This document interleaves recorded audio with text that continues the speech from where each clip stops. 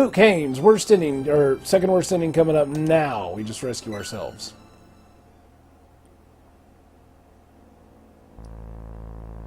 Worse than him. Yeah, I mean, it's not like they got it out of order or anything. It'll make sense when you see the ending.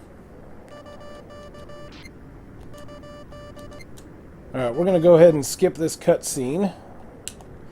We're not rescuing anybody. I'm going to get myself in a prime position to escape the fastest. This is actually the way that you do it if you're trying to achieve like a world record run. So you got at least 2 minutes before the ship capsizes.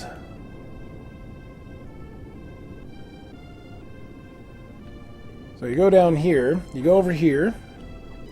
All these doors are locked, every single one of them, right now.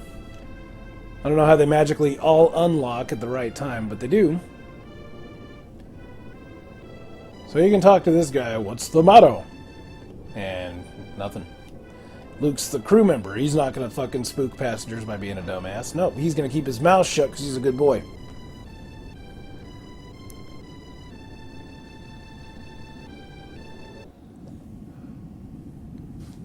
Honestly, I went outside for just a little bit, guys. I actually got myself some breakfast items because I was super excited to be able to eat some breakfast for once. I've been off my juice fast now for 2 days. 20 pounds later. It's pretty sweet. I've done that before. I did it 6 years ago. I actually lost 55 pounds at that point. I mean, I lost quite a bit. Alright, I'm not trying to go for any world record, but it would be pretty sweet if I nailed it if the ship works in my favor.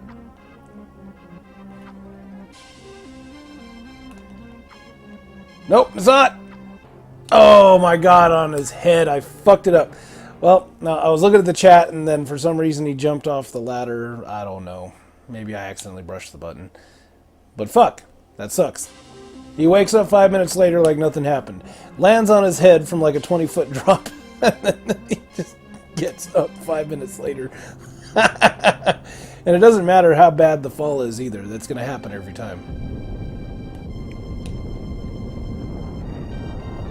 Okay, so that actually worked out. That's the way I needed it to tilt. Less jumps. Because then you could just like go over here, go over here. Instead of like doing like a 2 or 3 point jump, you only have to do like a 2 point jump. So that's pretty awesome.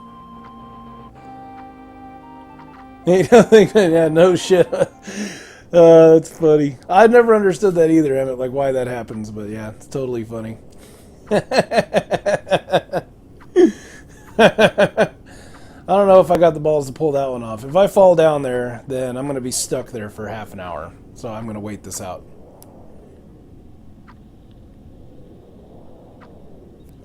There is a potential that even before the 33-minute marker that the ship will tilt this way more extremely and then tilt back to its original position. That's happened before too.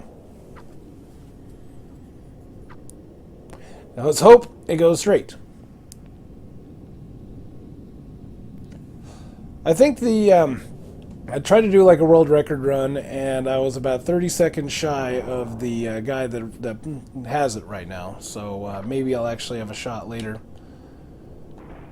I don't know a lot of my buddies out there that have actually played this game either. I highly suggest you get a hold of that ROM and give this one a shot, though. Some people have likened it to Prince of Persia. I don't know. I haven't played Prince of Persia. I have no idea how it plays. I just know what it looks like, and it looks familiar, so maybe it's true. Yeah, some people say it's like super-duper Prince of Persia-style jumping mechanics. If that means anything to anybody. Doesn't mean anything to me. Alright, we're going to climb up here. Alright, we're going to get at the very extreme edge of not getting knocked out right there. I mean, well, just a little bit lower, and it would be... Okay, we are full vertical once again. This is that boiler room that was exploding earlier, or the one that was in trouble in Luke's cutscene. This is where those guys were hanging out. Oh god. You do not want to land on that door! Fuck it, we'll just jump straight up.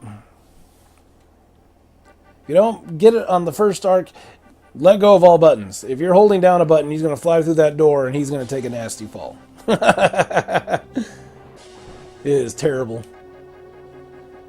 Look at this coward crew member. I'm going to save myself. He's leaving everybody behind. See, this is where the platforming gets extreme. This is where all them years of Mario come in handy.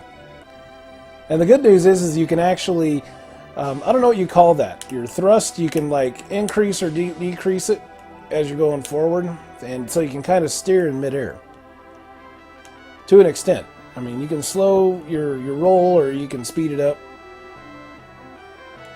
Yeah, I'm holding far left, and that was extreme. If I would have tapped right a couple of times, he would have slowed down and not made that jump.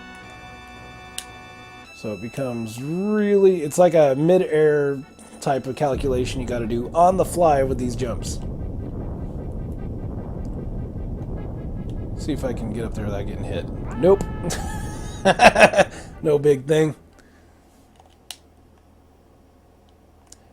Now, I don't know if this is true or not. I haven't seen it happen. But I think once you get in the boiler room, if you're less than 5 minutes and you get knocked out, then you die. I don't know if that's how it works or not. But it's on the game facts. If you look up the endings FAQ, then you'll see it. Look, it's the sky. Can we get out? Are you a crewman on this ship? Yes. Luke Haines. I'm the second mate. He's the second mate, my bad. One of the crew survived. Were there any other survivors? You didn't abandon them, did you? I don't know. But, probably. What an awful thing. What on earth were you doing? Well, okay, we have to hurry up. You should come too. Yes, I know. Let's go.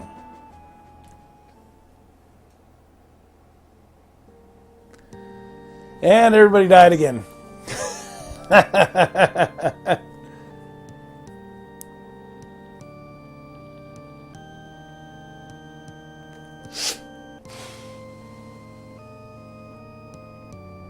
this is going to be the point in time where I tell you guys that the other two characters that I have to play as are Jeffrey Howell and Redwood Gardner, or Redwind Gardner, excuse me.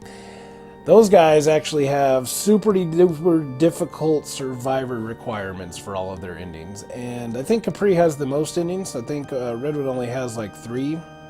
I think Jeffrey has like 4. But yeah, it's pretty intense. Jeffrey is a doctor and Redwind is a counselor. No, that's what they are. Redwind's middle-aged, probably about in his 40s, something like that, and Jeffrey's an old man. He's like 60-something.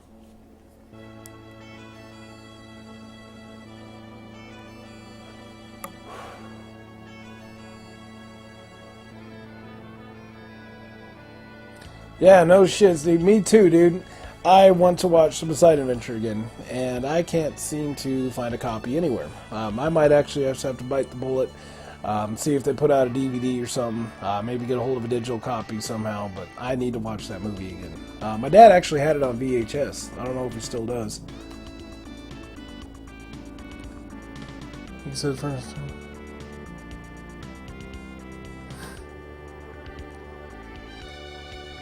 Kokomo style. Yeah, huh. Well, I mean, when I go back in here and do the next run, I actually have to rescue passengers without the captain. So I think I know who I'm going to rescue. I'm going to start on the floor that he starts out on, first floor, top deck. I'm going to rescue the mom, and I'm going to rescue the daughter, and I think I'm going to call it a day there. I'll have to camp out at the one spot, but I have to rescue passengers, but not the captain. That's how you get the worst inning with Luke. But maybe I'll up the ante. Maybe I will save the families. Now, there's 2 of them, well, as far as I know. There's the mom and the daughter, so the Maxwells. And then there's also the Smiths. They're the 3 people that were in that room right before that vertical shaft. So, got to get them too. So I'm going to end up rescuing 5 people. I'm going to be curious to see how many points I get just for that group alone. So, I mean... if I wanted to rescue 7 people, you could technically, to get the best ending for Luke, you rescue the captain, you rescue the mom and the daughter, You rescue the Smiths, and then right after the ship goes full vertical, then there's this little kid that's up in this top room right before you get to that janky room. And he will net you some more points too, and that will actually put you over the threshold of 25 points. And then you get Luke's best ending. That one took me forever to get. That is a hard ending to get. But I got it, damn it. It's recorded. It's on YouTube.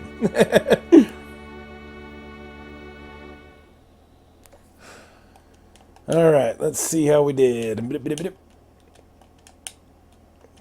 So we rescued nobody. 0 points, 1441. Definitely not a speed run.